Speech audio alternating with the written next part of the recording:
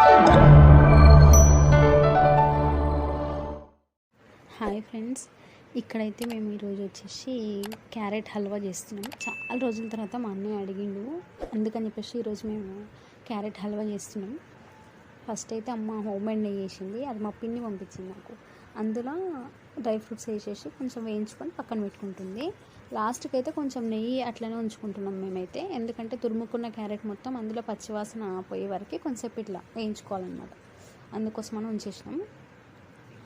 అమ్మ వేయించుతుంది. ఇప్పుడైతే నేనైతే వీడియో తీస్తున్నా.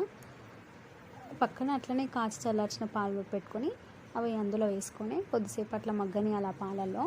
దాని తర్వాత కొద్దిసేపు అయిన తర్వాత ఇట్లా దగ్గరికి అయిపోతుంది అనమాట. ఇంకా దగ్గరికి అయిపోతుంది లాస్ట్కి. ఇప్పుడైతే ఇట్లా దగ్గరికి అయిపోయింది అనమాట. దాని తర్వాత కొంచెం కలిపేసుకొని మనం ఇలాచి దంచి పెట్టుకోవాలి. అప్పటి వరకు అది మగ్గుతుంది అనమాట. ఇలాచి పొడి దంచి పెట్టుకొని చెప్పేసి అందులో వేసేసుకోండి. కొందరికి ఇష్టం ఉండదు కదా, వాళ్ళు స్కిప్ చేసుకోవచ్చు. మేమైతే వేసుకుంటున్నాం, మాకైతే ఇష్టమే కాబట్టి. ఇందులో అయితే మొత్తం వేసేసుకొని కొంచెం దగ్గరికి అయ్యే వరకు అట్లనే మగ్గనిచ్చేస్తే ఇట్లా దగ్గరికి అయిపోతుంది. తర్వాత షుగర్ వేసుకుంటున్నాం. మొత్తం షుగర్ వాడుకుంటలే, ఎందుకంటే కొంచెం తేనె వేస్తున్నాం ఈసారి. అట్లా షుగర్ మొత్తం కరిగిపోయే వరకు కలిపేసుకొని దాని తర్వాత కొంచెంసేపు మగ్గనిస్తే ఆ చక్కెర అంతా కరిగిపోతుంది కదా.